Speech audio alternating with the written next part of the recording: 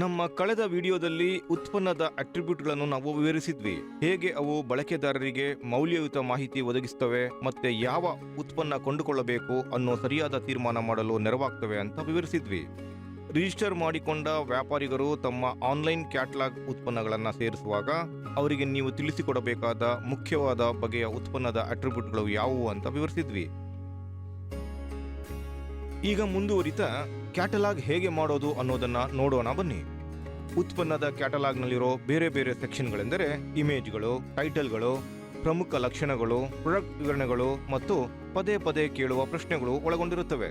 ಈ ವಿಡಿಯೋದಲ್ಲಿ ನಾವು ವಿಭಿನ್ನ ಸೆಕ್ಷನ್ಗಳ ಬಗ್ಗೆ ಕಲಿಯುತ್ತೇವೆ ಮತ್ತು ಇವುಗಳನ್ನು ಚೆನ್ನಾಗಿ ಬಳಸಿಕೊಂಡು ಮಾರಾಟ ಹೆಚ್ಚಿಸೋದು ಹೇಗೆ ಅಂತ ನಾವು ಕಲಿಯೋಣ.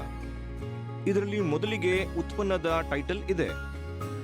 ಈ ಹೆಡರ್ ಅನ್ನು ಉತ್ಪನ್ನದ ಪುಟದಲ್ಲಿ ಕೊಳ್ಳುಗ ಅಥವಾ ಬಳಕೆದಾರರು ಕ್ಯಾಟಲಾಗ್ ಮೇಲೆ ಕಣ್ಣಾಡಿಸುವಾಗ ಮೊದಲು ನೋಡೋದು.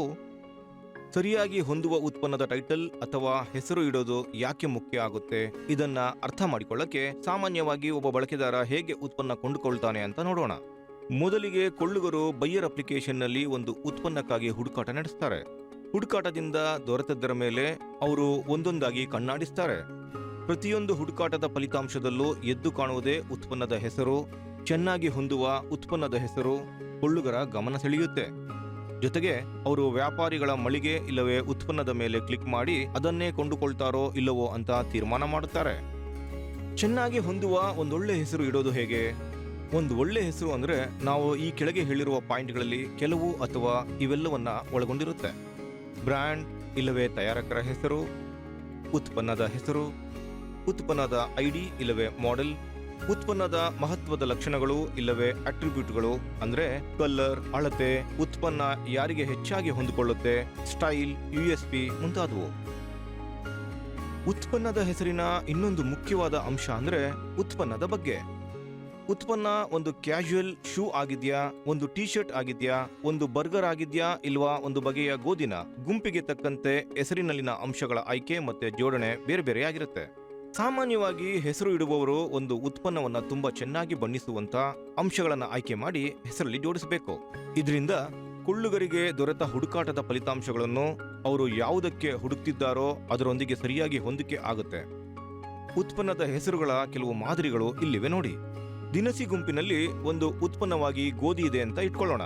ಉತ್ಪನ್ನಕ್ಕೆ ಹೊಂದುವಂತೆ ಆಯ್ಕೆ ಮಾಡಲಾದ ಅಟ್ರಿಬ್ಯೂಟ್ಗಳು ಇಲ್ಲವೇ ಅಂಶಗಳು: ಉತ್ಪನ್ನದ ಹೆಸರು ಅಂದ್ರೆ ಗೋಧಿ ಹಿಟ್ಟು, ಬ್ರ್ಯಾಂಡ್ ಆಶೀರ್ವಾದ್, ಅದರ ಲಕ್ಷಣ ಹೋಲ್ ವೀಟ್, ಗಾತ್ರ 10 kg. ಇಲ್ಲಿ ಸರಿ ಹೊಂದುವಂತ ಹೆಸರು ಅಂತಂದ್ರೆ ಆಶೀರ್ವಾದ್ ಹೋಲ್ ವೀಟ್ ಆಟ 10 kg ಚೀಲ. ಫ್ಯಾಷನ್ ಗುಂಪಿನಲ್ಲಿ ಒಂದು ಉತ್ಪನ್ನ ಇಲ್ಲಿ ಶರ್ಟ್ ಇದೆ. ಇದಕ್ಕೆ ಒಪ್ಪುವಂತ ಅಂಶಗಳನ್ನ ಆರಿಸೋದಾದ್ರೆ ಪೀಟರ್ ಇಂಗ್ಲೆಂಡ್ ಅಟ್ರಿಬ್ಯೂಟ್ಗಳಲ್ಲಿ ಯಾರಿಗೆ ಹೊಂದುತ್ತೆ ಅಂದ್ರೆ ಗಂಡಸರಿಗೆ ಫಿಟ್, ಸ್ಲಿಮ್ ಫಿಟ್ ಮತ್ತೆ ಕಲರ್ ವೈಟ್. ಇಲ್ಲಿ ಸರಿ ಹೊಂದುವಂತ ಹೆಸರು ಅಂದ್ರೆ Peter England men's slim fit white shirt. ಇನ್ನು ಎಲೆಕ್ಟ್ರಾನಿಕ್ಸ್ ನಲ್ಲಿ ಸ್ಮಾರ್ಟ್ ಫೋನ್ ತೆಗೆದುಕೊಂಡ್ರೆ ಇದಕ್ಕೆ ಒಪ್ಪುವಂತ ಅಂಶಗಳೆಂದ್ರೆ ಬ್ರ್ಯಾಂಡ್ ಆಪಲ್, ಮಾಡೆಲ್ ಐಫೋನ್ 12. ಇದರ ಮುಖ್ಯ ಲಕ್ಷಣಗಳು ಅಂದ್ರೆ ಕಲರ್, ಈ ಫೋನಿನ ಕಲರ್ ಬ್ಲ್ಯಾಕ್ ಕಲರ್, ಮತ್ತೆ ಸ್ಟೋರೇಜ್ 64 GB. ಇದಕ್ಕೆ ಸರಿಹೊಂದುವ ಹೆಸರು ಅಂದ್ರೆ ಆಪಲ್ ಐಫೋನ್ 12 ಕಪ್ಪು 64 GB ಸ್ಟೋರೇಜ್. ಉತ್ಪನ್ನದ ಹೆಸರು ಬರೆಯುವಾಗ ವ್ಯಾಪಾರಿಗರು ಇಲ್ಲವೇ ಉತ್ಪನ್ನಕ್ಕೆ ಹೆಸರು ಇಡುವವರು ಕೆಲವು ಸಂಗತಿಗಳನ್ನ ಗಮನದಲ್ಲಿಟ್ಟುಕೊಳ್ಬೇಕು. ಒಂದು, ಉಪಯೋಗಕ್ಕೆ ಬಾರದ ಯಾವುದೇ ಪದಗಳನ್ನ ಬಳಸಬೇಡಿ. 2, ಅಕ್ಷರಗಳು ಅಥವಾ ವ್ಯಾಕರಣ ತಪ್ಪುಗಳನ್ನ ಮಾಡಬೇಡಿ. 3ನೇದು, ಮಾಹಿತಿಯನ್ನ ಬಲವಂತವಾಗಿ ತುಂಬಬೇಡಿ. ಬದಲಾಗಿ ಸರಿಯಾಗಿ ಹೊಂದುವ ಪ್ರಮುಖವಾದ ಮಾಹಿತಿಯನ್ನಷ್ಟೇ ಬಳಸಿ. ಕ್ಯಾಟಲಾಗ್ ಮಾಡುವ ಬಗೆಗಿನ ಬೇರೆ ಯಾವ ವಿಷಯಗಳು ನಿಮಗೆ ಗೊತ್ತಿರಬೇಕು ಮತ್ತೆ ವ್ಯಾಪಾರಿಗರಿಗೆ ತಿಳಿಸಿಕೊಡಬೇಕು. ಉತ್ಪನ್ನದ ಪ್ರಮುಖ ಲಕ್ಷಣಗಳನ್ನು ಎತ್ತಿ ತೋರಿಸುವುದರ ಮಹತ್ವದ ಬಗ್ಗೆ ನೀವು ವ್ಯಾಪಾರಿಗೆ ತಿಳಿಸಬೇಕು. ಒಂದು ಉತ್ಪನ್ನ ಇಲ್ಲ ಬ್ರಾಂಡ್ನ ಮಾರಾಟದ ಹೇಳಿಕೆಗಳು. ಇವು ಒಬ್ಬ ವ್ಯಾಪಾರಿ ಕೊಳ್ಳುಗರಿಗೆ ಮಾಡುವ ಸೇಲ್ಸ್ ಪಿಚ್ ರೀತಿನೇ ಅಂದ್ಕೊಳ್ಳಿ. ಉತ್ಪನ್ನದ ಬಗ್ಗೆ ಇಲ್ಲವೇ ಗುಂಪಿನ ಅಗತ್ಯಕ್ಕೆ ತಕ್ಕಂತೆ ಒಬ್ಬ ವ್ಯಾಪಾರಿ ಆರಿಸಬಹುದಾದ ಕೆಲವು ಆಯ್ಕೆಗಳು ಇಲ್ಲಿವೆ ನೋಡಿ. ಒಂದು ಉತ್ಪನ್ನದ ಬಗೆಯಲ್ಲಿ ಬಳಕೆದಾರ ಮೆಚ್ಚುವಂತಹ ಲಕ್ಷಣಗಳು. ಉದಾಹರಣೆಗೆ ಬಟ್ಟೆ ಬರೆಯಲ್ಲಿ ಅದು ಹೀಗಿರಬಹುದು: 80% ಹತ್ತಿ, 20% ಪಾಲಿಸ್ಟರ್, ಮಷಿನ್ ಒಗೆತ. ಆಹಾರ ಇಲ್ಲ ದಿನಸಿಯಲ್ಲಿ ಅದು ಪದಾರ್ಥಗಳಾಗಿರಬಹುದು, ಕ್ಯಾಲರಿ ಎಷ್ಟಿವೆ ಅನ್ನೋದು, ಮತ್ತೆ ಅದು ವೆಜಿಟೇರಿಯನ್ ಅಥವಾ ನಾನ್ ವೆಜಿಟೇರಿಯನ್ ಇತ್ಯಾದಿ.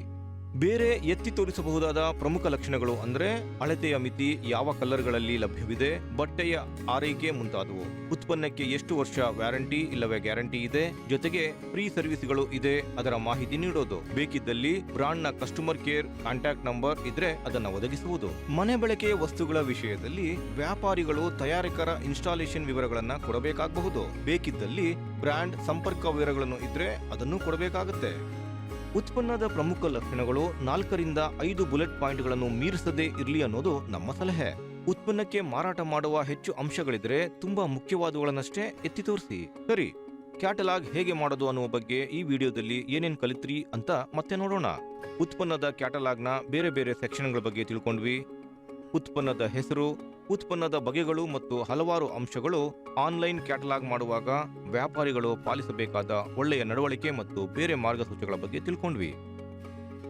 ಮುಂದೆ ಬರುವ ವಿಡಿಯೋದಲ್ಲಿ ಕ್ಯಾಟಲಾಗ್ ಮಾತುಕತೆಯನ್ನ ನಾವು ಮುಂದುವರಿಸೋಣ. ಅದರಲ್ಲಿ ಏನಿರುತ್ತೆ ಗೊತ್ತಾ? ಉತ್ಪನ್ನದ ಪುಟದಲ್ಲಿ ಉತ್ಪನ್ನದ ಫೋಟೋಗಳ ಮಹತ್ವ. ಕೊಂಡುಕೊಳ್ಳುವ ತೀರ್ಮಾನದಲ್ಲಿ ಇದು ಮಹತ್ತರವಾದ ಪಾತ್ರ ವಹಿಸುತ್ತೆ. ನಿಮ್ಮ ಸ್ಟೋರ್ನಲ್ಲಿ ಕೊಳ್ಳುಗರು ಕಾರ್ಟ್ಗೆ ಸೇರಿಸಿ ಬಟನ್ ಒತ್ತುತ್ತಾರೋ ಇಲ್ವೋ ಅನ್ನೋದನ್ನ ಇದೇ ತೀರ್ಮಾನಿಸೋದು.